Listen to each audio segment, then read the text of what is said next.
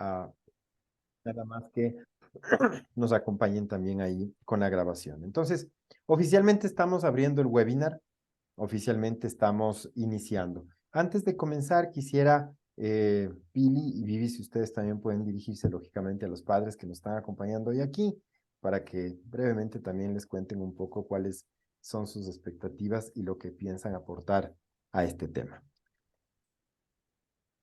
Hola, muy buenas noches con todos. Es un placer poder estar con ustedes en este espacio y realmente como padres creo que tenemos muchas inquietudes, ¿no? Buscamos lo mejor para nuestros hijos y la verdad es que estos momentos de aprendizaje están siendo innovadores, así que hay que aprovecharlos, ¿no? Ojalá nosotros en nuestro momento de padres adolescentes hubiésemos tenido esta oportunidad, pero aquí estamos, ¿no? Ya con experiencia, un poco desde las neurociencias y también con la trayectoria de padres, para compartir un poco estas experiencias y conocimientos con ustedes. Así que espero que este contenido que vayamos a tratar les ayude para guiar un poquito más a estos jovencitos que atraviesan por una etapa compleja, así llamémoslo, ¿no?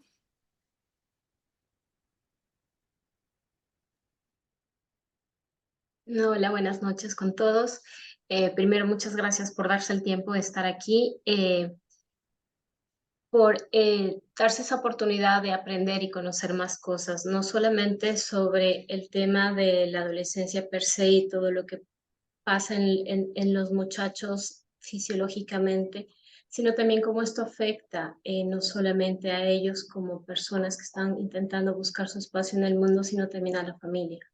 Y entre más entendimiento tengamos todos de todos estos procesos, los podemos llevar de mejor manera y ser mucho más amables y amorosos con nosotros y con nuestros hijos. Gracias nuevamente y esperamos que todo lo que vayamos a compartir sea de valor para ustedes. Listo, Vivi, muchas gracias. También te mando un saludo, Paulina, que nos está saludando también en el chat, así es que iremos también conversando con ustedes. A ver, vamos entonces a comenzar y para eso quiero compartirles una imagen que quiero que la veamos. Bien, a ver, ¿qué significa la adolescencia? Comencemos por entender un poco esto. Todos los que estamos aquí pasamos por ese lugar, o sea, todos referenciamos ese espacio. Quizás unos con mayores o menores implicaciones y quizás recordemos o no recordemos bien lo que nos pasó. Y ese es justamente uno de los grandes enigmas que tiene el cerebro porque para muchos de nosotros nuestra adolescencia, salvo que hayan existido episodios complejos, va a ser una época de descubrirnos, una época de comenzar a salir a la luz y evidentemente de comenzar a relacionarnos con otras personas de nuestras mismas edades. Sigmund Freud tiene una frase que a mí me encanta y dice, en la negación de tus padres encontrarás tu propia identidad. Ya, y esto principalmente atañe a la adolescencia. Es por eso que los jovencitos, ustedes se pueden dar cuenta que van a tener esta especie de irreverencia natural o estas manifestaciones psíquicas algo complicadas para los adultos y es porque están tratando de encontrar su propia identidad. La literatura y los estudios de neurociencias aplicadas nos hablan de un desarrollo cerebral que viene desde el vientre materno. Voy a comenzar a referirme desde allá para que ustedes vayan, porque puede ser que tengan hijos niños o algunos de ustedes puede ser que estén en el vientre materno, tal vez del segundo o el tercer enano. Entonces, si es que eso está pasando, es bueno que tengamos una referencia histórica que contextualice bien la fase de la adolescencia. Cuando nosotros somos un óvulo, porque debemos comenzar a entender que la vida no comienza cuando hay la fecundación. La vida comienza en el óvulo de la madre. Es decir, el óvulo ya estaba vivo. Nosotros tenemos una primera codificación natural genética que más o menos va a llegar al 20% de lo que vamos a hacer de ahí para adelante. Dentro de esta codificación existen, por ejemplo, teorías muy interesantes como la cibernética social proporcionalista, que nos habla de que el niño, si es que el primer hijo es varón, sin tener abortos previos, el primogénito es varón, va a tener el 80% de probabilidades de copiar el cerebro de su mamá. Hablo del sistema operativo y genético primario. Si es que la primera niña es mujercita, va a tener el 80% de probabilidades de copiar el cerebro de su papá.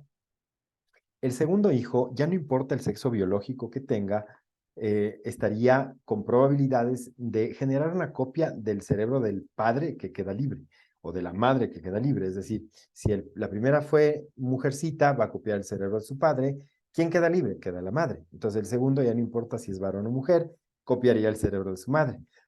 Y en son de broma siempre les digo que el tercero ya muchas veces va a querer viajar a Europa con $10, va a parecer, hasta le molestan a veces como el adoptado o al que no parece de la familia, y es porque evidentemente esta carga genética ya no es tan potente desde el tercer embarazo. ¿Quién descubrió esto? ¿Quién hizo la investigación? Valdemar de Gregory, un estudio grande realizado en Perú, que fue realmente interesante ver cómo se pudieron obtener estos datos primarios. Existen otras referencias como el sexo biológico, modelo cromosómico, XX las mujeres, XY los varones. Es decir, desde allá ya comenzamos con una configuración. El momento en el que nosotros nacemos con este sistema operativo primario que se enfrenta a una realidad de personas que viven con ellos. Los enanos comienzan a despertar al mundo y los primeros 5 años de vida van a tener una ventana neuroplástica. Cuando digo ventana neuroplástica, estoy hablando de un cerebro que es una esponja, como nos solían decir nuestros padres, que va a estar receptando la mayor cantidad de estímulos, y les digo francamente, a través de las cosas que absorben, por ejemplo, en la vista y en el oído.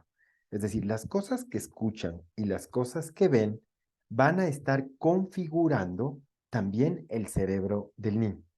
Es aquí interesante entender lo que sería una disonancia cognitiva, que es cuando ve que el padre hace una cosa y dice otra. Entonces, esas cosas pueden generar disonancias primarias en los primeros 5 años de vida. En esta etapa, el cerebro, al no tener desarrollo de la parte de la corteza, es decir, como la cáscara del cerebro, permite que toda la información prácticamente se vaya generando como una especie de impronta o un implante de información en el cerebro. Al 20% con el que se inició, se suma el ejemplo y todos los valores que se entregan dentro de estos primeros 5 años. Cuando hablamos de valores, muchas personas piensan que son solo aspectos positivos. Recordemos que en estas fases, por ejemplo, si el niño ve violencia intrafamiliar, eso también termina siendo un valor dentro de la casa. Daniel, pero ¿cómo puedes decir que eso es un valor si eso es algo negativo? Lo que pasa es que la palabra valor es algo absoluto, no es relativo. Relativo depende de quién lo vea y quién lo vaya a aplicar.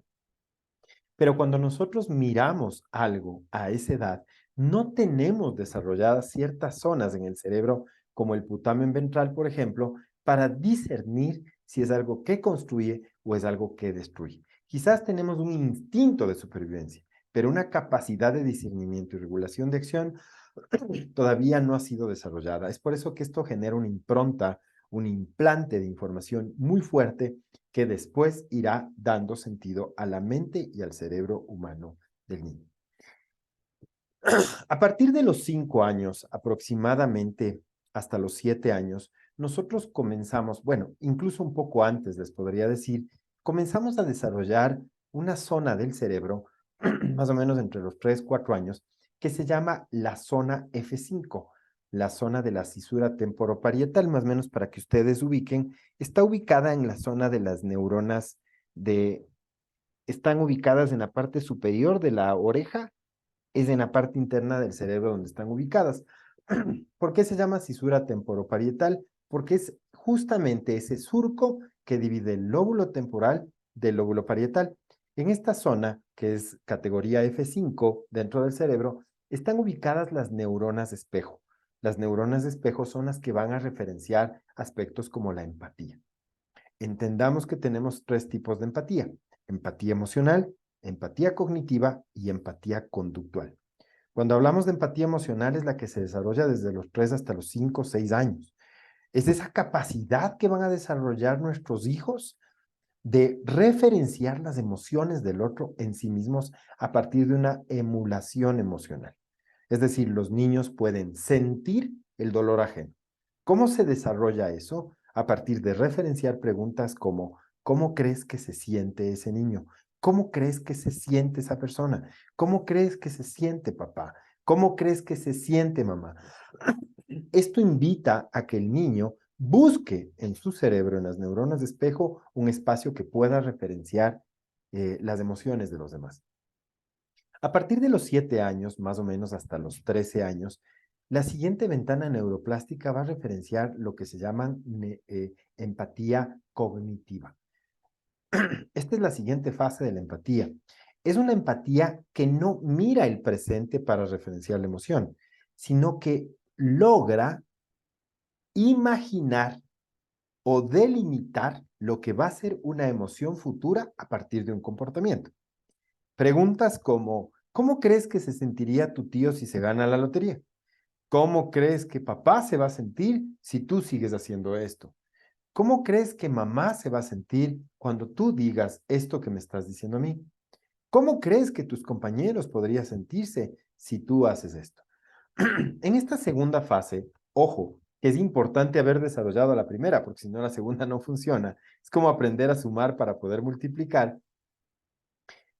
El niño que ya va entrando en la preadolescencia va a poder desarrollar una capacidad de intuir, imaginar o referenciar cuál podría ser la reacción emocional de una persona a partir de sus conductas. Entonces, entra en una modulación de empatía conductual con empatía cognitiva. ¿Por qué se llama cognitiva?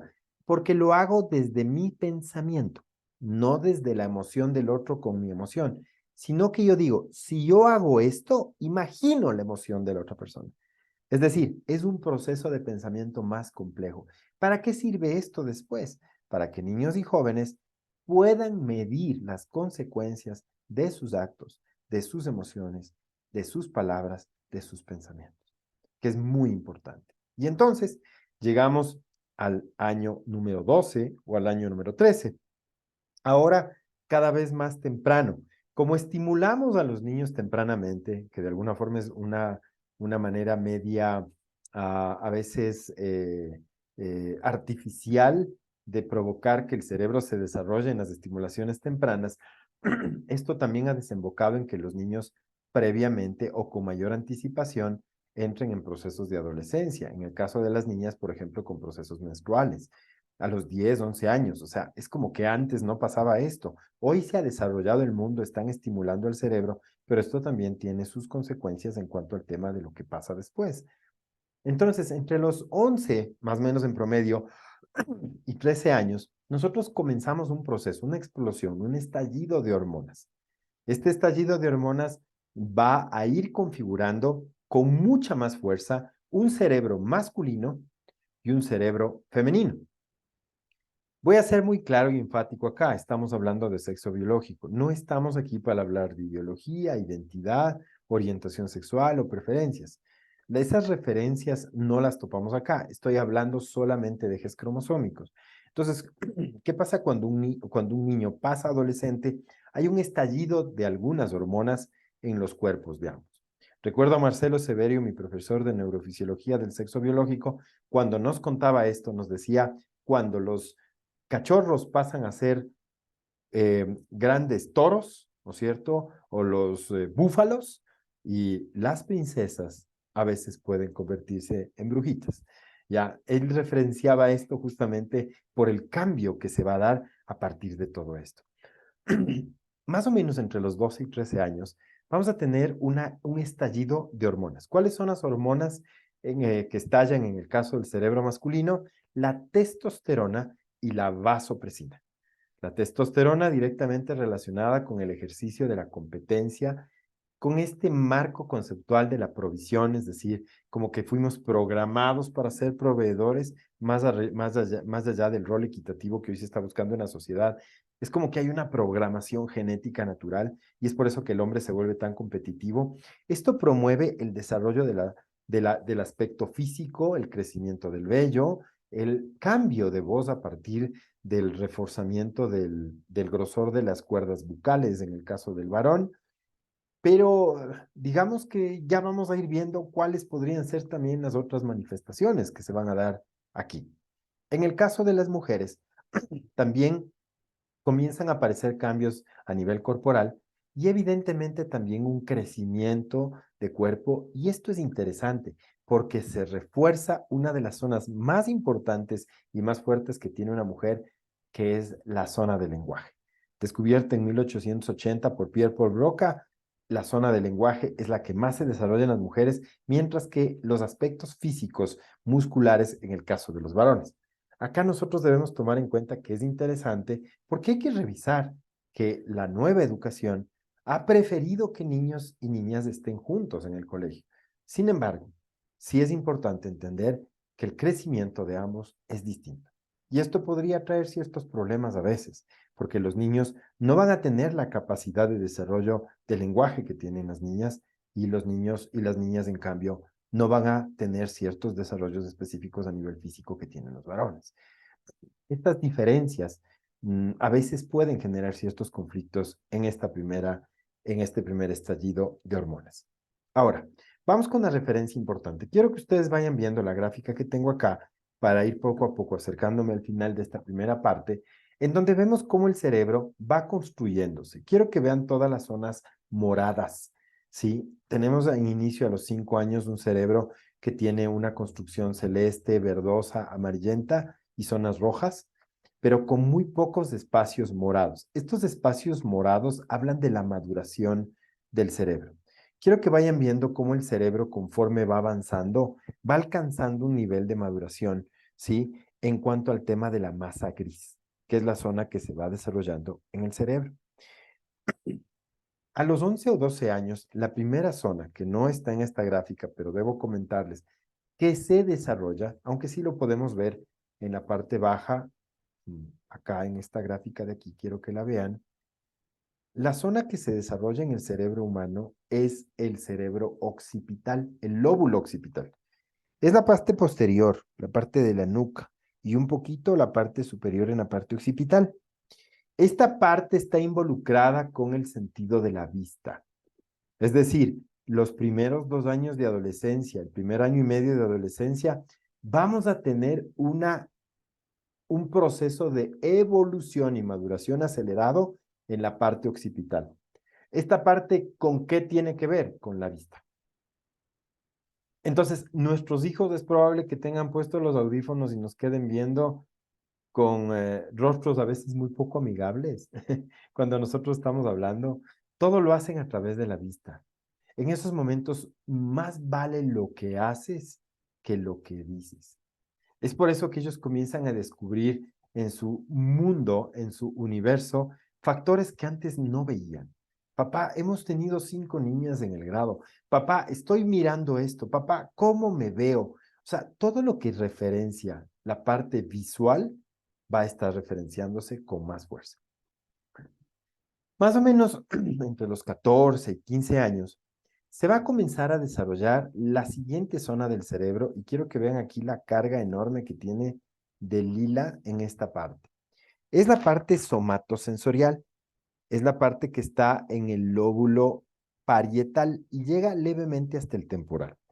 En esta zona está todo el sentido del tacto, absolutamente lo que es de nuestro cuerpo y todo lo que es una referencia de nuestras sensaciones a nivel físico.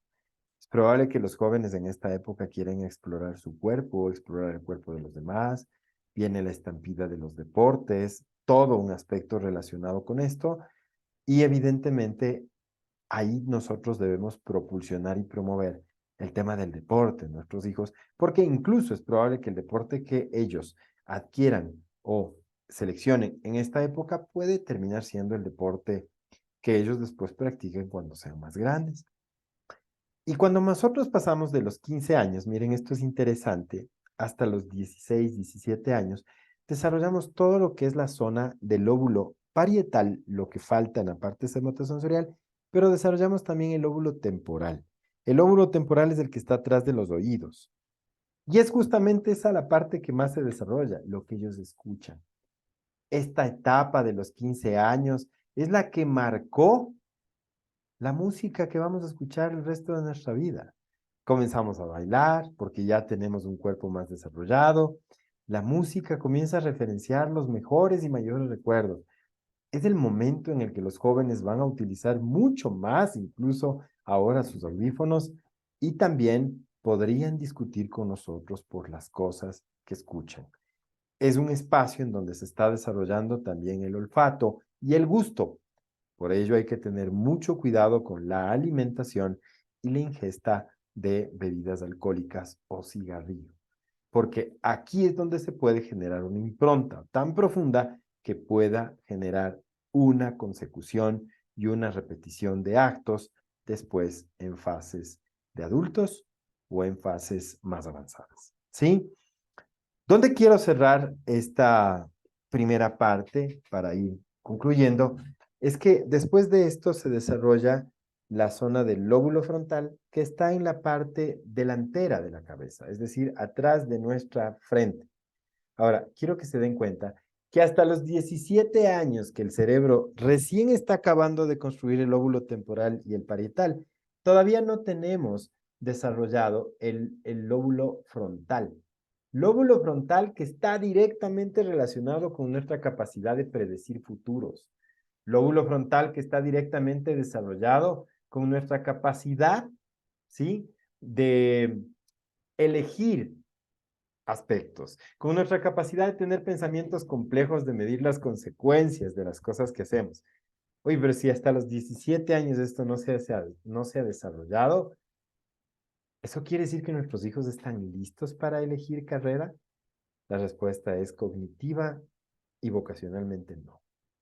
Porque el cerebro no está claro. Es por eso que aquí pueden primar otros aspectos, como lo que han escuchado de las universidades, como lo que han sentido en ciertas cosas, como su pertenencia social, como que han tenido familias difíciles y están buscando salir del país a estudiar en otro lado, no como un mecanismo de crecimiento profesional, sino como una huida de algún tipo de problema familiar. No estamos en una facultad completa como para poder elegir nuestra carrera. Y entonces, ¿qué debemos hacer en esos momentos?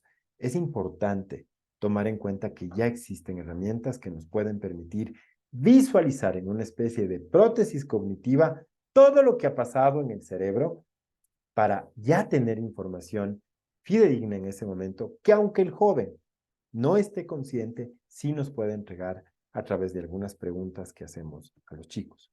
No quiero avanzar más en este aspecto, solamente comentarles que en el año 2014 el CENESID hizo un estudio donde comprobaba que, si no estoy mal, el porcentaje era 46.7% de la población universitaria estaba con una intención de deserción de carrera. La pregunta es, ¿qué edad es esta? Entre 19 y 20 años. La explicación técnica, ¿por qué estaban en esa fase? Porque el lóbulo frontal se termina de construir entre los 20 y 22 años. Entonces, ¿es recién el momento en el que van a poder verse? ¿Es recién el momento en el que van a poder evidenciar quiénes son? La respuesta es sí. Pero el problema es que ya están en quinto semestre. Y es justamente sobre eso, sobre lo que quisiera darle el paso a Pilar para que pueda conversar con ustedes sobre lo que viene del colegio y lo que después pasa precisamente en la universidad. Esta es la referencia neurofisiológica. Les recuerdo, si es que ustedes quieren hacer alguna pregunta, estamos atentos a lo que vayan dejándonos en el chat o anótenlas para que nos pregunten después, y todavía estamos recibiendo gente que pueda ir entrando al webinar por si lo quieren compartir. Así es que, ¿qué es lo que pasa en colegios y universidades, Pili? ¿Qué es lo que sucede después? Bueno, Dani, sí es importante tomar en cuenta que desde la adolescencia es un periodo en donde los jóvenes se preguntan te hacen varias preguntas críticas, ¿no? O sea, ¿quiénes somos? ¿Hacia dónde vamos? ¿Qué necesitamos? Y ahí empieza toda esta confusión a veces de a futuro elegir una carrera, justamente porque no se presta atención hacia estos aspectos no solamente técnicos o no solamente la parte de conocimientos formales, digámoslo así, en la escuela, en el colegio, en la universidad, sino que también es importante tomar en cuenta que existe esta parte de autoconocimiento, de saber un poco más allá cuáles son mis características, por qué pienso de esta manera. Y eso tiene que ver mucho con conocer, ¿no? Cada una de estos espacios de preferencias cerebrales que tenemos. Y justamente podíamos observar en la gráfica que tú pusiste el cerebro con dos hemisferios, ¿no? Y ahí tenemos el hemisferio izquierdo, que es el lógico, que es el estructurado, es el secuencial, y el derecho, que es el emotivo, el sensitivo, el intuitivo. Y esto es muy importante dentro de la educación. ¿Por qué? Porque nuestra educación actualmente, ¿hacia dónde nos dirige? ¿Qué es lo que nos pide? ¿Qué es lo que le pedimos al niño? Al niño le pedimos que razone, que sea lógico, que comprenda, que entienda, que siga las instrucciones, los procesos. Esto totalmente orientado hacia un estilo de pensamiento del hemisferio izquierdo, ¿no?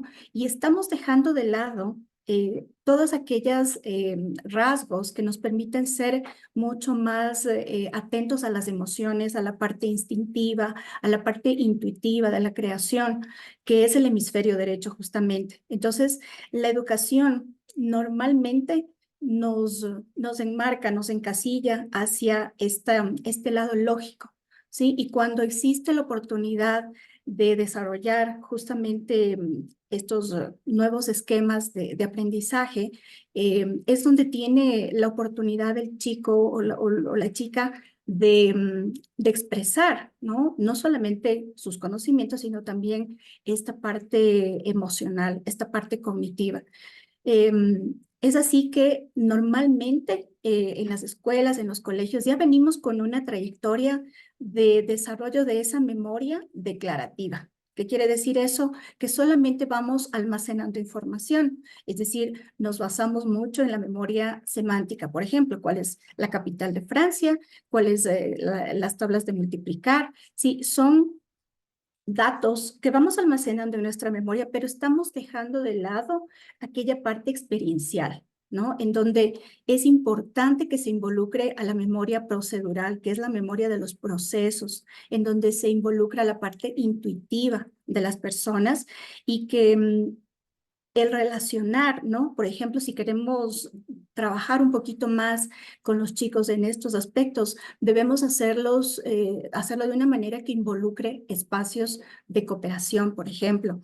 La memoria procedural o la de procesos es aquella que recuerda acontecimientos que ya hemos vivido. Por ejemplo, cuando aprendemos a manejar una bicicleta, en un inicio se nos hace un poquito difícil, ¿no? Hasta que estas conexiones sinápticas se vayan mielinizando y se vayan formando estructuras sólidas que luego nos permitan hacer ya de manera casi automática, podríamos decirlo, por ejemplo, este ejercicio de subirnos y montarnos en una bicicleta. Así que el proceso es mucho más duradero dentro del aprendizaje. Entonces, la escuela debe tender un poco más hacia no solamente estos conocimientos que son mirar o referenciar datos o cifras, ¿no? O valores, sino que también involucrarlos en estos espacios en los que debe haber mucho más contacto, ¿sí? Estamos invadidos ahora naturalmente con la tecnología y la atención está mucho más enfocada hacia a datos, a información rápida, y naturalmente esto hace que se vuelva a veces como un tema adictivo que le aísla al joven, ¿no? Sin embargo, el momento que en la escuela, en el colegio, nosotros incorporamos estas metodologías de aprendizaje en donde podemos estar en contacto con más personas, estamos entrenando todos los sentidos. Primero estamos prestando atención, ¿sí?, a las personas con las que estamos dialogando, ¿sí? Estamos mucho más atentos, el tacto, el gusto. Si, por ejemplo, en la escuela nos enseñan a sumar 2 más 2, no es lo mismo que el profesor le escriba, ¿no? Le escribe el número 2 más el número 2 igual a 4, a que le llevemos unas manzanas, por ejemplo, le ponemos 2 manzanas verdes, 2 manzanas rojas, y al final le digamos, pero toma la manzana, huele, percibe el aroma, mastica la manzana. Estamos incorporando otros sentidos que hace que la atención y el foco se vaya mucho más allá de una memoria solamente semántica o declarativa. Así que esto es uno de los recursos, por ejemplo, que dentro del aprendizaje, y no solamente en niños, sino que también en adultos, desde el aspecto andragógico, está comprobado, ¿no? Está comprobado que el aprendizaje es mucho más efectivo. Así que, ¿qué es lo que se espera, por ejemplo, que en las escuelas, en los colegios se haga? Y que sería ideal, por ejemplo, flexibilizar un poco más los horarios. Los chicos en esta edad de la adolescencia tienden un poco por el ciclo del sueño a dormir 2 horas más tarde. Y al dormir 2 horas más tarde, ¿qué es lo que pasa? Tienden a despertarse un poco más tarde también. Entonces, los padres decimos, ay, tenemos este problema porque no se levanta temprano, pero es que es algo normal, ¿no? Se están cambiando su horario de sueño, y el momento que nosotros les hacemos levantar 6 de la mañana para que vayan a la escuela, al colegio, ellos se levantan de un humor terrible, un ánimo, sin ánimo muchas veces, como para afrontar desde tan temprano ya el espacio dentro del aula. Entonces, nos lleva a tener estos cambios de humor en los adolescentes, justamente porque no entendemos que existe este cambio, ¿no? Este cambio en sus horarios y en su ciclo del sueño. También otra estrategia, por ejemplo, es mezclar profesores. ¿Por qué no en el colegio el profesor de física le lleve a aprender, por ejemplo, con el profesor de educación física? Si estamos aprendiendo el movimiento parabólico, ¿sí? Que vayan al patio los chicos y experimenten, tomen su pelota, sientan el peso de la pelota y hagan un lanzamiento, por ejemplo, al aro, para que miren cómo es el movimiento parabólico. Y no solamente lo van a observar en la pizarra, sino que también van a vivir y experimentar muy de cerca, con todos sus sentidos, cómo este proceso puede ser aprendido de una manera distinta, ¿no? Otro caso que también es fundamental es este trabajo cooperativo, es decir, que las personas interactúen, que los chicos tengan ese espacio para conversar, para intercambiar sus ideas, sus conocimientos, porque en esta edad lo más importante, como tú decías, Dani, el sonido, la música, es lo que les lleva, ¿no?, a integrarse, a formar una especie de tribus, y ellos se ven muy validados en el momento en que se escuchan y escuchan hablarse a sí mismo, o también escuchan a sus compañeros. Así que esta interacción es fundamental, ¿no? Así se logra tener una calidad de información antes que cantidad de información. Igual, por ejemplo, aprender los idiomas es importantísimo, que si es que no hemos podido aprovechar desde pequeñitos en que aprendan otro idioma, lo hagamos también a la adolescencia para activar más zonas del cerebro, ¿no? Y bueno, dentro de esto también se habla de lo que es el fracaso, porque nuestros chicos pueden fracasar dentro del ámbito escolar. Hablamos de eso, de que los chicos fracasan. Ahora la pregunta es el fracaso de los chicos o es el fracaso del sistema realmente? ¿Qué es lo que está pasando aquí? El sistema, pues traemos nosotros desde hace décadas un sistema que lo aplicábamos y que funcionaba hace 100 años, y ahora queremos tener resultados diferentes con un sistema educativo que ya está caduco.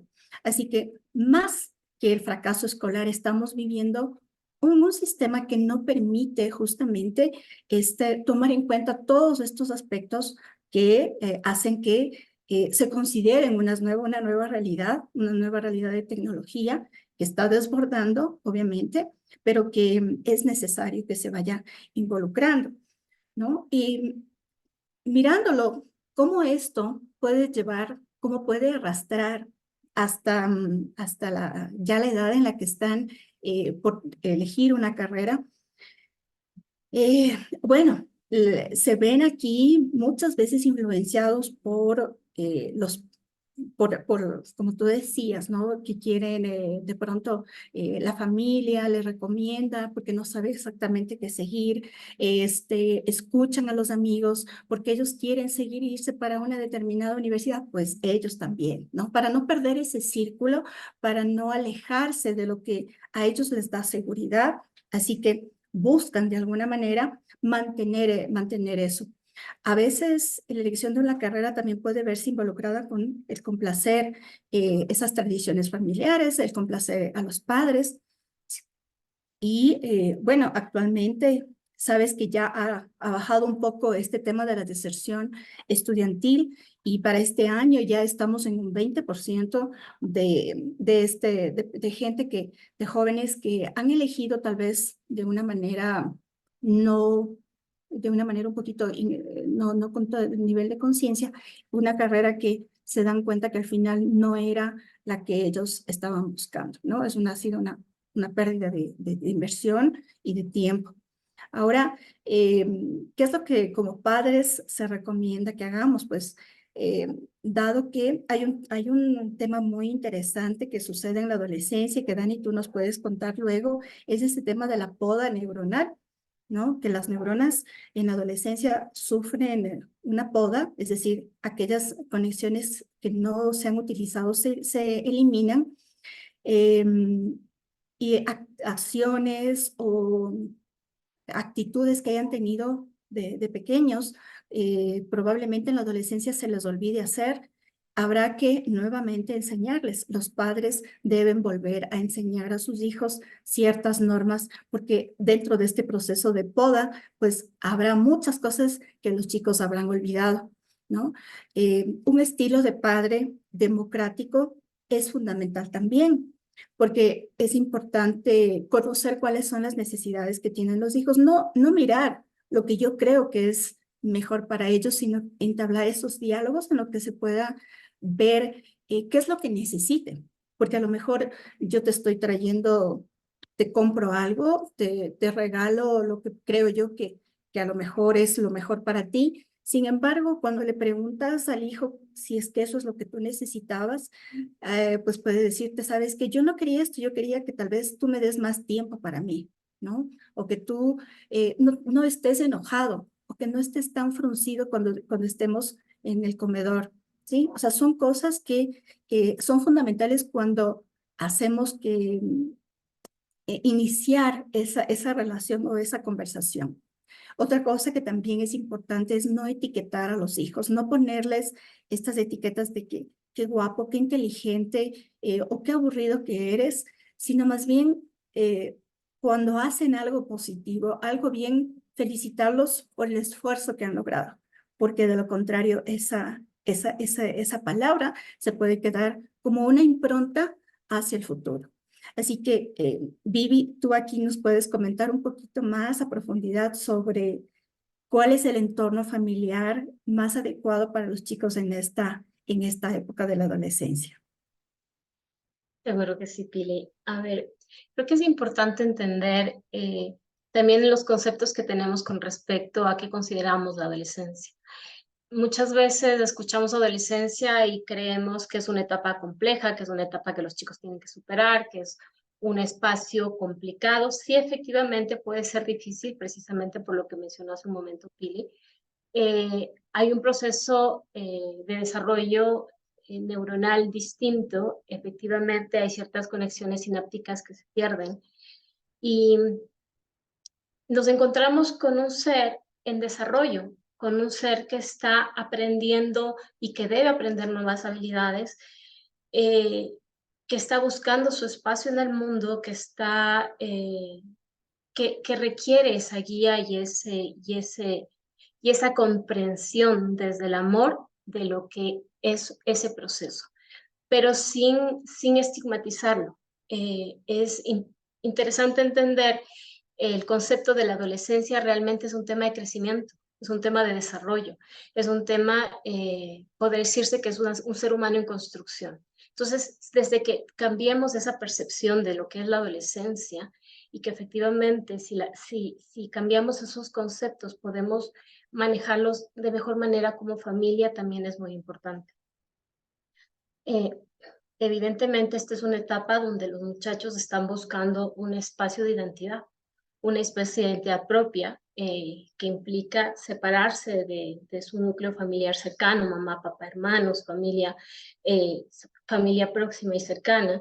Y ellos buscan una identificación exterior, el ser vistos normalmente por sus iguales, ese sentido de pertenencia que requieren desde sus iguales, y esa autonomía, esa libertad que como padres tenemos que aprender a entregárselas a nuestros hijos. Ahora, ¿cómo lo hacemos?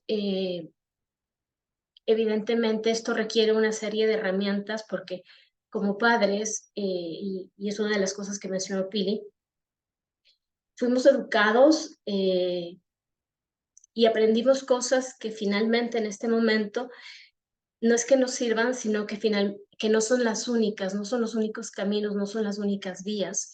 Y lo que tenemos que ir aprendiendo como adultos es mirar desde otro aspecto todo el tema del crecimiento y de la adolescencia, el tema de la educación. Hay muchas cosas que nosotros no aprendimos y que en el transcurso de nuestro desarrollo hemos ido cambiando. De igual manera, como padres, como personas que están a cargo del cuidado de los adolescentes, tenemos también que ir aprendiendo esas nuevas herramientas precisamente para poder ayudarlos, para poder sostenerlos en todo este proceso y que finalmente podamos crear seres humanos independientes, conscientes de sí mismos, con esa conciencia clara de quiénes son. Tomemos en cuenta que en esta etapa de la adolescencia, precisamente por todo el proceso de desarrollo neuronal que lo explicó Daña al principio, los niños no es que no tengan clara su capacidad de razonar, de tomar decisiones, de planificar. La tienen clara, pero cuando están sometidos a emociones suelen ser muy impulsivos. Tienen mucha influencia de sus pares, de sus amigos, de la gente, de, de sus compañeros de escuela, de sus compañeros del colegio, de sus amigos del barrio, de sus pares al final del día. Y esta influencia les obliga en algún momento a ser impulsivos y en algún momento incluso a tener actos peligrosos, comportamientos irracionales, que como padres finalmente no se entienden.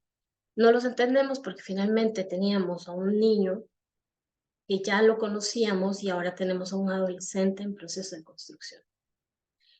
Tenemos que entender que finalmente son esas emociones las que los obligan a hacer cosas distintas que muchas veces no las reconocemos como tales en ellos. Y tenemos que entender que es esa autorregulación de las emociones que es muy importante que los padres tengan claras y que puedan guiar a sus hijos para que ellas en esa autorregulación y en ese autoconocimiento puedan entrar en un proceso reflexivo para poder conocerse a sí mismos, para poder relacionarse a través de sus propias experiencias, entendiendo cuáles son sus límites, que si puede haber, que cada una de sus acciones tiene una consecuencia, que cómo se afectan ellos emocionalmente, cómo son sus emociones, entenderlas y poder guiarlas, entender que ellos, generar esa empatía hacia el resto, entendiendo también las emociones de los otros y también entendiendo cómo todas sus acciones impactan no solamente a ellos, sino a toda la gente que está alrededor.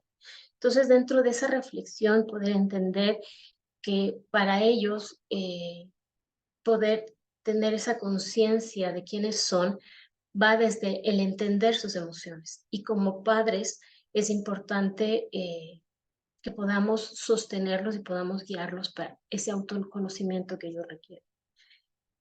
También entender que el tema de relacionarse es muy importante para los adolescentes, porque finalmente ellos aprenden a observarse también observando al resto, experimentando las cosas en el externo, dentro de la confianza que los padres les puedan prestar a sus hijos también para que ellos puedan desarrollarse y, y tomar sus propias decisiones en el mundo e incluso aceptar las mismas consecuencias de los actos que están haciendo. Y también toda esta dinámica que se genera a través de este autoconocimiento les da la resiliencia para ellos entenderse y entender al resto, y en base a eso ir generando seres humanos sanos, conscientes y coherentes con lo que están haciendo. No sé, Dani, si es que tú finalmente tienes algún comentario, sería interesante que expliques lo que Pilar mencionó con respecto al tema de la poda neuronal, que realmente es un proceso interesante, y una vez que se entienda y se entiende, es mucho más fácil comprender por qué esa diferencia entre un niño y un adolescente, o sea, un niño que estuvo con nosotros sus primeros años de vida y el cambio tan drástico que se da después de esto. Listo, listo, Vivi. Bueno, agradeciéndoles a las 40 personas que están conectadas con nosotros en este momento por darle el tiempo que este tema necesita. Creo que la cabeza de nuestros hijos para más de uno también es un dolor de cabeza, porque no sabemos cómo manejarlo. Además, puedo decirles esto, la pregunta es, ¿sabes tú primero cómo manejar estas emociones? Entonces, muchas veces no. Y no hay que sentirse mal, quiero que me entiendan, porque nadie nos enseñó. O sea, hemos pensado que la empatía, la comunicación, la disciplina son talentos innatos de la gente. Y quiero que me entiendan, no lo son. Son cosas que vamos a ir desarrollando en el camino. O sea, si es que nosotros supiésemos que no son por defecto o por accidente, que las personas pueden terminar siendo empáticas o pueden terminar siendo proactivas o pueden terminar siendo disciplinadas o pueden tener orientación al logro, que son algunas de las habilidades blandas, entenderíamos que hay mucho por trabajar, no solo en nuestros hijos, hay mucho por trabajar en nosotros. ¿Por qué? Incluso en los aviones, ¿qué pasa cuando sale la tripulante de cabina a hacer la demostración o bajan las pantallas? Dice, en caso de despresurización, caerán unas máscaras desde el techo, ¿no es cierto? Desde la parte superior. Y les indican incluso, dice, colóquese la máscara en nariz y boca. Primero debe colocarse el adulto para después poder poner a los niños. O sea, eso es fundamental. Nosotros hemos tenido varios casos, y hablándoles desde la experiencia, donde cuando comenzamos los trabajos, después los padres han venido y nos han dicho, veo que mi hijo ha madurado rápidamente, veo que mi hijo ha tenido un crecimiento en ciertos aspectos. Yo también quisiera. Es normal. Entendamos que la inversión que nosotros hacemos en temas de self-awareness, autoconocimiento y desarrollo de habilidades blandas, que son las soft skills, son una inversión que puede cuidar cualquier inversión.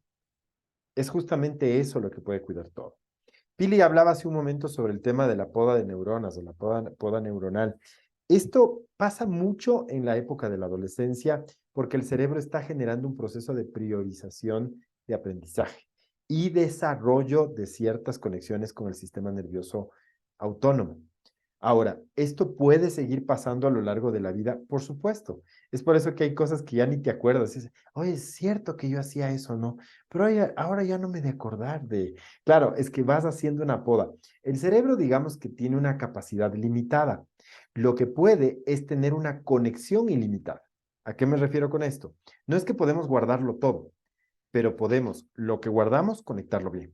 Que eso es importante de entender, ¿ok? Entonces, eso refiriéndome un poco a esto. Voy en este momento a abrir un espacio para contestar preguntas. Es decir, las personas que quieran en este momento dejarnos preguntas a través del chat, ingresan en la parte baja, van a tener un espacio en donde van a poder escribir sus preguntas para que nos puedan ir referenciando sus inquietudes y con ello vamos contestando. Paola Andrea dice, ¿cómo puedo enseñarle a autorregular las emociones al adolescente? A ver, comencemos por entender que el adolescente está en una fase de construcción cognitiva.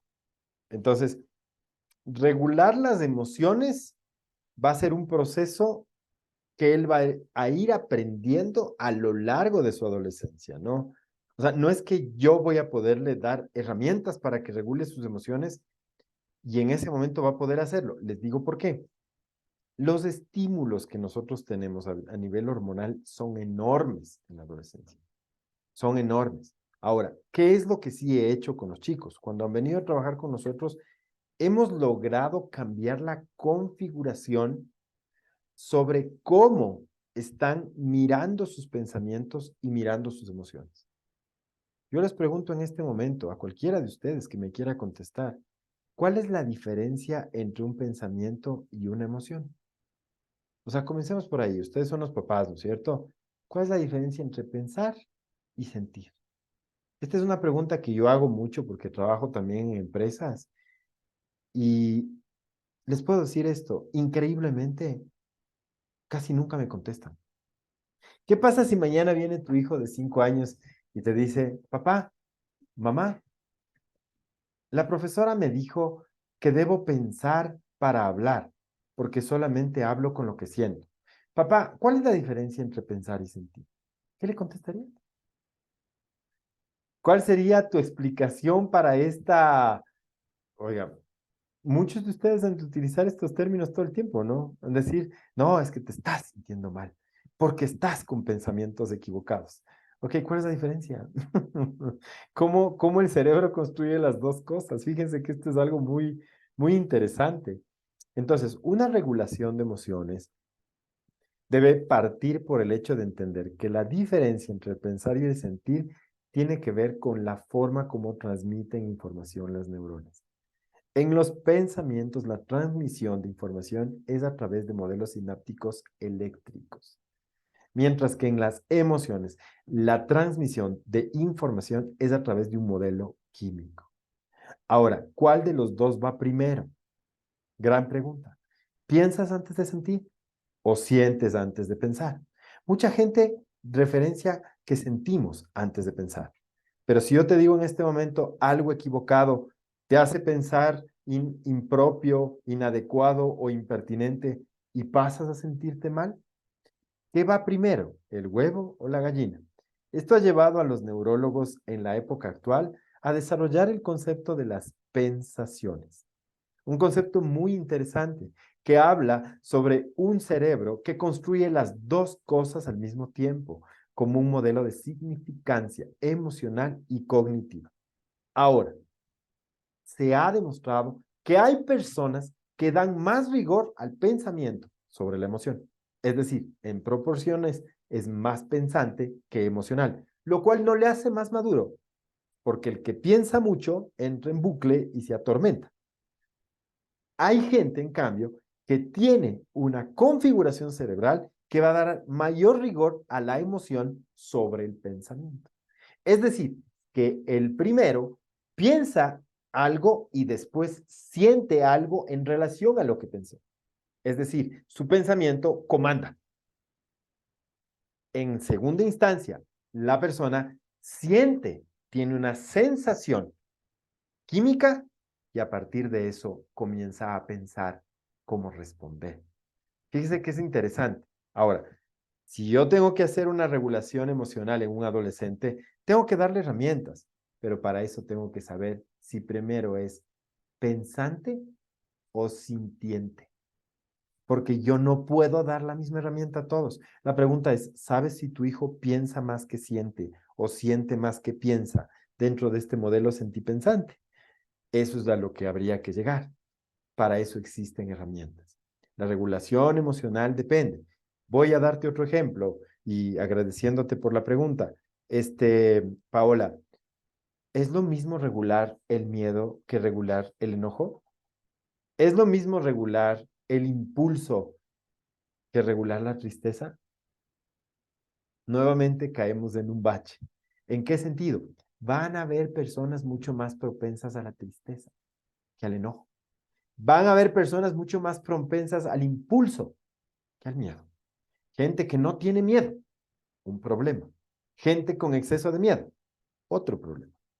Entonces, la respuesta es sí, se puede enseñar, pero para eso tengo que saber quién es tu hijo y saber en qué situaciones se manifiestan este tipo de circunstancias. ¿Ok? Así es que eso sería como respuesta a la pregunta, Paula. Estamos abiertos el chat. En este momento quisiera, si es que quieren, en la parte abajo hay una carita feliz que dice reactions. En reactions ustedes también pueden, en reacciones pueden levantar la manito y si quieren pueden, sin necesidad de abrir la cámara, por si acaso estés en pijama en tu casa, puedes solamente abrir el micrófono y hacernos también alguna pregunta. No desaprovechen este momento que es muy valioso, ¿sí? Mientras tanto, simplemente quiero comentarles que Neuros es una empresa que está trabajando ya. A ver, Rodrigo, si eres el mismo Rodrigo que conozco de Cuenca, dale, Rodrigo, si no, que te presentes. Hola Dani, ¿cómo vamos? Sí, sí, sí, pues soy el mismo, ¿cómo estás? A ver, Rodri, te escucho. Ah, yo te quería consultar justamente sobre el tema, dos cosas. La primera, oye, el tema del tiempo en el que el adolescente sobrepiensa y está en toda esta, tú hablabas de a partir de los 15 años, ¿esto puede tener un retraso o una duración mayor? La primera consulta. Y la segunda, ya que hiciste sobre esto de el sobrepensar, es común en los adolescentes que sobrepiensen las cosas como uno lo dice y que obviamente inventen cosas en su cabeza de que mañana se acaba el mundo y al siguiente día todo es arcoíris y todo es feliz, ¿no? En este caso.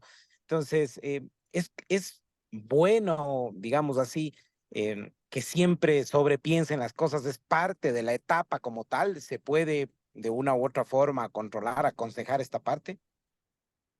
Muchas gracias, mi querido Rodrigo. Qué gusto escucharte nuevamente. A ver, en la primera parte de la pregunta, tú me mencionabas el tema de si es que los periodos de tiempo de los jóvenes a nivel cerebral pueden variar. Existe un estándar de canje hormonal natural, es decir, las franjas etarias a las que me referí hace un momento, eh, son las estándar. Ahora, ¿qué pasa si es que un hijo o una hija tuvo que criarse solo porque perdió a su padre? Va a tener que generar un proceso de maduración anticipada. El cerebro entra en un modelo de defensa natural, genera una maduración anticipada y esto puede alterar las fases cronológicas de maduración del cerebro. Sí. Al contrario, ¿qué pasa si es que el joven tiene una mamá de estas mamás gallinas que no les dejan hacer absolutamente nada, que están en absolutamente todo y que quieren estar apersonadas? Dicen, es que yo me empoderé de mi hijo. No, en realidad te apoderaste de tu hijo. Entonces, ¿qué pasa cuando eso está pasando, ¿no? Cuando está sucediendo, la maduración puede retrasarse. Entonces, estamos hablando de un fenómeno psíquico, bioquímico, eléctrico en fases etarias normales. ¿Podría esto tener una reprogramación distinta? Quizás hay jóvenes que parecen que tienen almas viejas a veces, como que maduraron muy antes. Sí, evidentemente. Si aplicamos un Pareto, podría ser un 80-20, más o menos, lo que podría pasar. Es decir, el 80% de los jóvenes van a respetar la franja etaria y el 20% quizás por incidentes o accidentes podrían tener una reconfiguración distinta. Fase 2. Me preguntaba si es que los jóvenes en esta etapa pueden tener cambios. Eso se llama ciclotimia. Es como un cambio de temperamento o de pensamiento sobre pensar. Voy a contarles cuál es la experiencia de la nueva generación. Entre la generación Z, la generación alfa y la generación beta, que son las generaciones nuevas que están creciendo, la generación Z es la generación que nació en el año 2001 y está hasta el año 2010. La generación alfa entre el 2011 y el año 2020. Y de ahí para adelante viene una desconocida, inédita e impredecible generación beta, que lo único que se tiene como reporte es un problema de giro fusiforme cerebral por el exceso de uso de mascarilla, no están reconociendo los gestos faciales. La generación previa, la generación alfa, jóvenes con procesadores de altísima gama, alto impacto, que pueden responderte preguntas que tú ni siquiera imaginas. Es decir, tú ni siquiera has fabricado la pregunta y él ya tiene la respuesta. Tienen una capacidad de Google Native, es decir, están todo el tiempo conectados y tienen mucha información. Pero también al mismo tiempo, tanto esta generación alfa como la generación Z están teniendo delirios de lo que se denomina teorías de conspiración. Son jóvenes que han pasado por una época muy difícil de pandemia en la que están sintiendo que todo para ellos es injusto. Muchos de ellos no tuvieron sus 15 años, muchos de ellos no festejaron sus cumpleaños, muchos de ellos no festejaron sus graduaciones. Eso ha hecho que estos jóvenes tengan una especie de resentimiento social con lo que pasó. Y a eso se suma el exceso y sobreconsumo de la tecnología en esta fase en la que tuvieron que estar en pandemia y confinados, que ha hecho que prácticamente sus neuronas de espejo no se desarrollen. Es por eso que no hay empatía. No solamente es con ustedes, no solo a ustedes les tratan mal. En general, están pasando por una situación global así. ¿Ok? Así es que los cambios de ánimo, Rodrigo, sí, se van a dar por el exceso de cortisol y adrenalina. Entran en paranoias. Uno les regresa a ver y te queda mirando y dice, ¿qué? ¿Por qué me ves? ¿Qué pasa? No, tranquilo, no, es que no, siempre me ves así. O sea, ya estoy harto de vivir en esta casa. Entonces, es como que de la nada pasa algo, es por el exceso de cortisol, adrenalina y noradrenalina que se presenta en determinadas horas. Qué importante que los jóvenes duerman y coman bien. ¿Cuánto deben dormir? No menos de 8 horas. Apropiado, 9 hasta 10, porque tienen que recuperar, están construyendo su cerebro. Si no, vamos a tener un engendro, verán, al día siguiente. Y si además la mamá o el papá no durmieron, ya son 2 engendros. Entonces esos engendros se encuentran al día siguiente y tienen problemas. Antes de dar la palabra a Margarita, quiero contestar a María Dolores. Dice, ¿cómo identificar el paso preadolescencia a la adolescencia? Eh, es interesante. En el caso de las mujeres es sencillo. Básicamente el tema de la menstruación es clave dentro de este proceso. La preadolescencia, digamos que es una fase en la que reniegan, pero todavía dependen. En la adolescencia reniegan y ya no quieren depender, ¿no? Desde el punto de vista conductual. Y en el caso de los varones, que a veces es un poco menos visible, ¿no es cierto? El tema tiene que ver más con el cambio del estado de humor. El momento en el que tu hijo comience a referir que le estorbas, es porque ya está comenzando a entrar en la adolescencia. Mientras no ha pasado eso, mientras te necesita, mientras te llama, mientras te busca, todavía está en la preadolescencia en el caso de los varones. ¿Ok? Doy la palabra a Margarita, no sin antes si algo Pili o Vivi quieren aportar, pues en este tema, Vivi, Pili, antes de darle el paso a Margarita. Gracias, buenas noches. Mi consulta realmente va, entendemos ya con la explicación que nos dio que el tema del cerebro va cambiando, existe cambios que son necesarios y parte de la adolescencia. Por ejemplo, yo no soy de las mamás que castiga, Ujú, pero yo sí soy de las mamás que se pone seria y le explica y le dice y conversa y le digo es que si tú haces esto tienes que ser, pues soy seria. Y ella mucho lo toma como que mami siempre estás enojada. ujú, ujú. Y principalmente no quiero que se vea así, pero sin embargo ella lo ve así porque, repito, me pongo seria por ciertas cosas que yo tengo que explicarle. Algunas conversaciones ya resultan un tanto incómodas, eh, pero yo siento que tengo que hacerlas.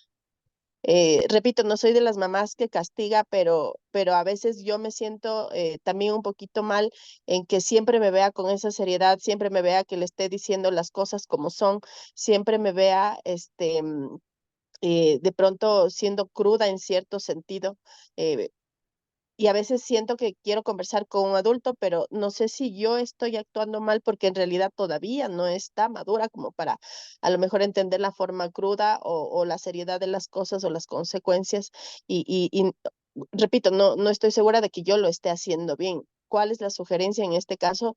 Tratando de que direccionar bien a mi hija que entienda que las consecuencias en este caso, pero si su edad no lo permite, a lo mejor yo estoy equivocada. Ok, Margarita. A ver, hay una frase que siempre menciono y es que uno tiene que ser empático sin ser cómplice y ser firme sin ser rudo. Ya, creo que el problema más que para nuestros hijos a veces es para nosotros. Hemos Sí, confundido hoy por hoy el tema de poner límites a los hijos y de saber cómo ponerles los límites. A veces hemos venido de una generación, la mayoría de los que estamos aquí somos generación X de inicio o de final. Hemos venido de una educación fuerte, severa, ruda a veces de nuestros padres. Y eso nos ha generado una especie de necesidad de compensación con nuestros hijos. Esto también ha sido aprovechado por el sistema para vendernos también ciertos modelos de maltrato psicológico a nuestros hijos. Esta sensación de querer poner límites sin culpa nos lleva a entender que el amor por nuestros hijos tiene un requisito primario, el respeto. A veces pensamos que el amor no tiene respeto o son dos cosas distintas. En realidad, las personas que se respetan van a poder amarse más tiempo. Sin embargo, las personas que no se respetan podrían terminar por resquebrajar el amor. El hecho de que nosotros tengamos espacios en donde nuestros hijos tengan que vernos firmes, aunque esto se refleje también en la firmeza en nuestro rostro, no está mal. Recordemos que no es lo mismo ser un papá bueno que ser un buen padre. A los papás buenos les reconocemos o a las mamás buenas las reconocemos a las 2 horas de haberles castigado, devolviéndoles lo que se les retiró o dándoles aquello que nosotros no tuvimos. Frases como yo no quiero que a mi hijo le falte nada. Complicado porque no va a dar valor al todo. Frases como yo quiero que mi hijo tenga lo que yo no tuve. No, porque probablemente no lo necesita. Es otra vida, es otro ser humano. Nos llevan a entender que hemos configurado una especie de rol de madre buena, o, es decir, de madre buena o de papá bueno. Pero al buen padre, a la buena madre, se les va a reconocer, Margarita, y a todos pasados los 25 años. Es el momento en donde el cerebro se acabó de construir cuando ellos darán gracias por esos momentos en los que aparentemente estuvimos eh, difíciles, pero eran necesarios porque los límites deben expresarse con el mismo rigor que tienen en nuestra vida, ¿ok? Entonces, eso es importante y quería mencionarlo, Margarita. No sé si con Dani, eso respondí la sí, pregunta. Sí. Dani, yo quería acotar ahí un tema que es importante también, sobre todo para contestar la pregunta de Margarita. Efectivamente, no estás hablando con un adulto y eso es cierto. Entonces no te va a entender como tú quisieras que te entienda en este momento. Como te dice Dani, esa reflexión la hará ya cuando él sea más adulto e incluso cuando sea padre y mire para atrás hacia lo que tú le enseñaste. El tema del respeto y los límites es importante para el desarrollo de nuestros hijos. Lo entiendan o no, es importante hacerlo. Si tú como madre te das ese tiempo de poder explicarle a tu hijo que entienda las consecuencias de lo que está haciendo, que entienda la responsabilidad que él tiene con respecto a sus actos, eso es importante para él ahorita porque finalmente a través de esa guía que le estás entregando, él va a poder ser un adulto responsable más tarde. Si es que lo que tu hija te refiere con respecto a que te ve molesta, para ti en esta etapa es importante hacerlo. O sea, y si esa es la forma y la manera que aprendiste a hacerlo, es la correcta finalmente, que entiendas que también Creo que hay un tema muy importante que yo lo escucho mucho. Los padres siempre están muy estresados con el ser el mejor padre, con el ser con querer entregar a sus hijos absolutamente todo lo que pudieran o lo que ellos no tuvieron. Pero siempre, nunca vamos a poder ser los mejores en todo. Siempre habrá un aspecto u otro que finalmente, no porque no lo puedas hacer, tú estás dando lo mejor que tienes ahorita para ser padre. Tú entregas tu tiempo, tú entregas todos tus recursos precisamente para guiar a tus hijos. Y eso es correcto. Que seas el padre perfecto, nunca lo vas a hacer. Y esforzarte con respecto a querer serlo, más bien es muy agotadora contigo. Entonces, considero que finalmente el tema de enseñarle respeto, responsabilidad y límites a los adolescentes es importante. Finalmente es la guía que tenemos que darles y cada uno tiene su manera de hacerlo. Entonces yo creo que también en ese sentido es importante poder ser también amables con nosotros con respecto a nuestros procesos y cómo los estamos viviendo con nuestros hijos. Ok. Dani. Sí, bueno, yo quisiera también comentar un poquito sobre la pregunta que hizo Paola Andrea sobre ese tema de las emociones. Y hay una técnica muy interesante que comenta una psicóloga que se llama Diana Alacem, que dice que utilicen o que los chicos atraviesan son como tren, ¿no? Y cada una de este es el acróstico de tosudos, resistentes, enérgicos y narcisistas. Los adolescentes prácticamente viven son como trenes, ¿no? Y experimentan de una manera fuerte en esta etapa de la adolescencia. Entonces, si viene un tren cargado con esas emociones, lo que nosotros como padres debemos buscar es más bien no ponernos en medio porque vamos a salir atropellados por ese tren, ¿no? Así que lo importante es esperar a que estas emociones bajen y tomemos en cuenta que hay que primero validar estas emociones, es decir, no negar, no decirle, bueno, no llores, no pasa nada, pero eso es, no te hagas problema por eso, tranquilo. Entonces, lo importante, el primer paso para esto es validar, ¿no? Es decir, entiendo cómo te puedes estar sintiendo tú, yo estoy aquí para acompañarte.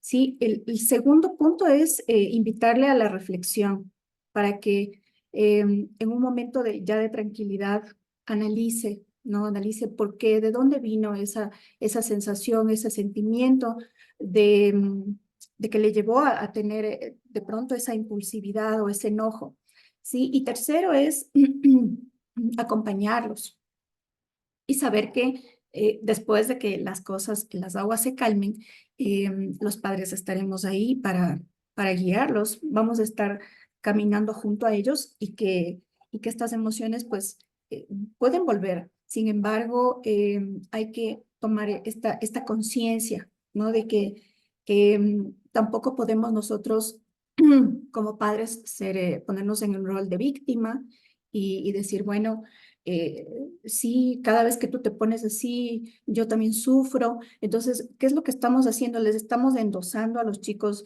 la culpa de cómo nos estamos sintiendo nosotros. Así que también como padres ser conscientes de que no podemos nosotros trasladar, ¿no? Ese efecto del enojo, porque el adolescente, al fin y al cabo, está en proceso de formación, está en un proceso de construcción de autodescubrirse y de reconocerse al final hacia qué futuro se está dirigiendo y nosotros pues ya con un camino un poquito más recorrido tener esta conciencia. Bueno, justamente sobre esto y muchas cosas más, el tema del cerebro, el objetivo del día de hoy, no solamente es explicarles el funcionamiento del cerebro. Quiero que me entiendan que uno de los principales errores que a veces cometemos es querer resolver las cosas solos, es decir, que nosotros mismos queramos tomar acción sobre lo que nos atañe. Recordemos que todos estamos de alguna forma dentro de una caja. Al decirles que estamos dentro de una caja, quiere decir que estamos viendo las mismas paredes todo el tiempo. Y querer resolver las cosas desde dentro, no digo que sea imposible, pero a veces es más difícil. Hace un momento le contestaba a Paola que el primer secreto es saber quiénes somos. Esta es una de las preguntas que siempre se hace a las personas. ¿Quién eres? Y les puedo decir que adultos y adolescentes no saben responderlos. Por eso que nosotros, principalmente el día de hoy, queremos contarles que Neuros es una empresa que tiene la capacidad de resolver problemas complejos en tiempos récord. ¿A partir de qué? De un proceso primario de autoconocimiento. Tenemos una herramienta que es un perfil cerebral, una encuesta de 25 minutos que nos permite obtener un informe de 13 páginas sobre cómo funciona el cerebro de cada uno de ustedes. Es importante hacerlo. En el caso de los adolescentes, ¿cómo podemos recomendar una profesión si antes no sabemos cómo está configurado el cerebro de sus habilidades innatas y aprendidas a nivel cerebral? Sería realmente una irresponsabilidad. Es por eso que quiero darle el paso brevemente a Leo, que rápidamente les va a contar cómo nosotros resolvemos este tipo de problemas y este tipo de inquietudes. Leito, no sé si es que estás para que por favor puedas contarles brevemente y con eso iríamos cerrando este espacio. ¿Cómo están? Buenas noches. Sí, te escuchamos. ¿Cómo les va? Leonardo Aranda les saluda. Trabajo en Neuros. Bueno, pues en realidad, Neuros, como mencionó Dani, nos encargamos justamente de lo que es construir más que todo una herramienta, caminos, que contribuyan al autoconocimiento, al desarrollo de las personas, con técnicas neurocognitivas únicas que permitan, en este caso, a los seres humanos encontrar un propósito y alcanzar el equilibrio en nuestras vidas. Ahorita tenemos también aquí una pequeña presentación justamente de los precios como tal de estos informes que en realidad son muy importantes. Tenemos en la parte izquierda el costo normal, sí que es de $70 con las mentorías adicionales. Ahorita por precio promoción vamos a dejarlo en 59. Con esto vamos a tener una validez de hasta el 15 de enero del 2024 para que puedan también de alguna u otra manera informar también a sus amistades, a sus familiares. Tenemos aquí el teléfono para que me puedan escribir, por favor, sus nombres y yo tomar nota y poderles llamar, ya que este informe cerebral nos va a permitir conocer más a fondo el perfil de cada persona, de cada chico que necesita, justamente los adolescentes que necesitan entrar a una universidad o algunos que ya están estudiando y aún así todavía no conocen, no saben en realidad qué profesión es la que están siguiendo. Ahí, Leito, es importante mencionarles, solamente para las personas que nos están escuchando, ¿qué es el informe cerebral? Como les decía hace un momento, el gran diferenciador que tiene Neuros de cualquier otro centro que ustedes puedan encontrar es el hecho de que tenemos un modelo estadístico que nos permite comprender cómo funciona el cerebro de cada persona. Normalmente, acceder a un espacio de 1 hora de mentoring con perfil cerebral de 13 páginas, que no solamente nos revela cuáles son sus talentos, sus capacidades, sino también cómo funcionan en momentos de crisis, es decir, tenemos un modelo estadístico de inteligencia emocional, tiene un precio normal de $70. Hasta el 15 de enero, para las personas que están aquí, que nos escriban, que le escriban al teléfono, que estén aparte, en la parte baja del anuncio, van a tener un descuento en el precio especial, ¿sí? Que es el precio que está marcado de $59. Es un precio que solamente lo vamos a sostener hasta el 15 de enero. Yo les puedo recomendar esto porque cuando tenía 32 años lo viví. Yo ya estoy aquí manejando la empresa. Así es que antes de eso no pasaban muchas cosas y era totalmente inconsciente de algunas cosas en mi vida. Créanme. Y las personas que después quieren generar un proceso de acompañamiento, ¿en qué, Daniel? Además de que encuentre su profesión, les cuento que los chicos enfrentan otras cosas, inseguridades, indisciplina, impulsividad. Hay algunos padres que están queriendo enviarles a los chicos a vivir en otro país. ¿Y saben qué me han dicho? Mejor que se vaya para que ahí aprenda, que madure. ¿Realmente tu hijo tiene herramientas emocionales para hacerlo? Me he traído 3 chicos de Europa con casi intento de suicidio por hacer eso, ¿no? Entonces no es sencillo. Créanme que la parte emocional nosotros le hemos quitado valor. Pensamos que es cualquier cosa. En la vida nuestra personal y en la vida de los demás, estar con un problema emocional es como tener una fractura, una fisura o un esguince y tratar de seguir haciendo las cosas adolorido. Todo inflamado, todo adolorido. Puedo tomar malas decisiones. Esto puede terminar generando problemas económicos, financieros. Una persona que tiene problemas emocionales va a terminar con problemas económicos y financieros también, justamente por la falta de conocimiento. Entonces, no es solamente el trabajo en mí y en crecer, es un tema de prosperar y construir futuro hacia dónde vamos. Es importante que entiendan entonces que el precio, esto es obviamente en efectivo, del informe cerebral normal es de $70. Solo hasta el 15 de enero, para quienes le escriban a Leo al 096-266-13, permítame un ratito, 266-1343, van a tener o poder acceder a 1 hora de mentoría, porque no solamente el informe, más el informe cerebral por $59. Además de eso, ¿sí? Tenemos las horas de mentoría, que son horas especiales donde ustedes se encuentran con un equipo de mentores que tenemos dentro de Neuros para ir resolviendo algunos aspectos que atañen a su vida. Tenemos algunas personas que incluso están aquí, que han sido parte de los procesos y que son testimonio de que esto está sucediendo en sus vidas. ¿Cuánto toma a veces un trabajo terapéutico? 1 año, 1 año y medio. ¿Cuántas veces tienes que ir? 1 vez a la semana. Sobre 12 meses, por 4 semanas, cada cita, $40 aproximadamente. Por 4 semanas son 160. Por 12 meses, saquen la cuenta. A ver a cuánto va eso. Nosotros podemos resolver las cosas entre 4 o 6 sesiones, les cuento. No solamente de ustedes, también de sus hijos. Así que si tienen un problema entre manos, a veces en casa, déjenlo en manos expertas, que eso es Neuros. Así es que queríamos decirles esto. Leito, repíteles tu número y tu nombre para que evidentemente puedan escribirte las personas que estén interesadas en ser parte de este programa y que puedan acompañarnos en el proceso. Claro que sí, Dani. Soy Leonardo Granda. Mi teléfono 096-266-1343. Por favor, escríbame sus nombres. Yo encantado, pues les puedo dar una información más a fondo y pues para poder coordinar también un informe completo. Así es. Nada más y nada menos que el futuro de sus hijos.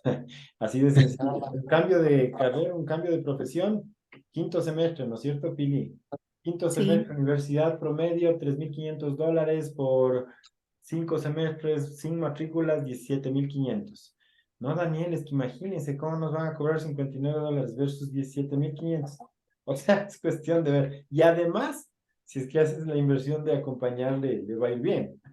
Entonces sí hay un valor agregado enorme. Ahí nos están dejando, Leo, por si acaso, si quieren dejarnos el teléfono de ustedes, les pido, ojo, no hay ninguna obligación, no piensen que Leo les va a estar persiguiendo ni nada. Es que es un tema de responsabilidad de cada uno. Creo que uno tiene que convertirse en la persona que quiere que los demás, que los demás fuesen, porque hay que comenzar por ahí. Nos dejan el nombre y el número de celular en el chat. Leo les puede explicar más, pueden ir a visitarnos en la oficina, pueden entrevistarse con un mentor de forma gratuita, sin problema. Cuéntele el problema que tiene, a ver si es que no lo podemos resolver. 12 años hemos venido trabajando con gente. He tenido la suerte de entrenar a grandes gerentes generales de empresas. Créanme, es importante trabajar en uno. Una consulta dice, por favor, para un adolescente de 15 años, ¿qué tipo de informe nos puede brindar? Temas emocionales. El informe, el perfil cerebral, Maciel, es básicamente, el chico lo que hace es se sienta frente al computador, no son preguntas de estos test de visualización, de temas matemáticos. No, no, no. Son preguntas sencillas de elección múltiple, donde va escogiendo lo que le gusta. Después de 25 minutos tenemos 13 páginas que te van a permitir saber cómo funciona el cerebro de tu hijo. Una vez que vemos eso, también sale cómo funciona en momentos de crisis. Es decir, cuando entra el cortisol, cuando entra el monstruito, el Venom de cada uno, para hablar en términos Marvel, que sale el monstruito de al lado, también es bueno saber. Entonces, ¿sabes qué hacemos? Vemos el informe y vemos lo que está enfrentando. Entonces, tengo la referencia cognitiva y emocional y tengo la situación. ¿Qué hace el mentor? Empata y genera un camino. Entonces, por eso es importante, ¿sí? Con mucho gusto, Mercedes. Con 12 años ya aplican, sí. Desde los 10 años podemos trabajar con los pelados. Mientras más antes, mejor, porque puedes tener herramientas para construir el destino de tu hijo. Nada más y nada menos que el futuro de cada uno de ustedes. Hemos querido darles toda la información que sabemos, compartirlo sin egoísmo, porque pensamos que primero hay que dar, no solo para recibir, sino porque simplemente sabemos que difundir temas de este estilo son importantes. Así es que con eso vamos cerrando. Quiero agradecerte, Pili, y agradecerte, Vivi, por estar aquí. También a las personas que nos han acompañado. Gracias, Leito. Escríbanle a Leo, porque es importante, créanme. Algún rato van a ir donde nosotros. Mejor antes y no después del problema. Así es que tengan una buena noche con todos. Escríbanle a Leo. Ahí está el teléfono 096-266-1343. Simplemente es invertir en ti. Estamos con mucho gusto. Ahí dice, por me interesa Leo, por favor, Paulina Castillo, 09956. Bueno, no sé cuál teléfono ahí leí. Muchas gracias con todos. Pronto estaremos desarrollando un nuevo webinar. Si es que nos pueden inscribir, por favor, les pido que nos sigan en neuros.es, la página web. Estamos en Instagram como Neuros. También síganos ahí y déjennos comentarios de algún tema que quisieran tratar, porque estamos viendo si comenzamos a hacer un webinar cada mes para que comencemos a tratar sobre temas que a ustedes les interese, ¿ok? ¿Listo? Así es que estamos para servirles. Muy buenas noches con todos y que Dios nos bendiga. Muchas gracias. Gracias a Tengan todos. una Buenas buena noches con noche. todos, que les vaya muy bien.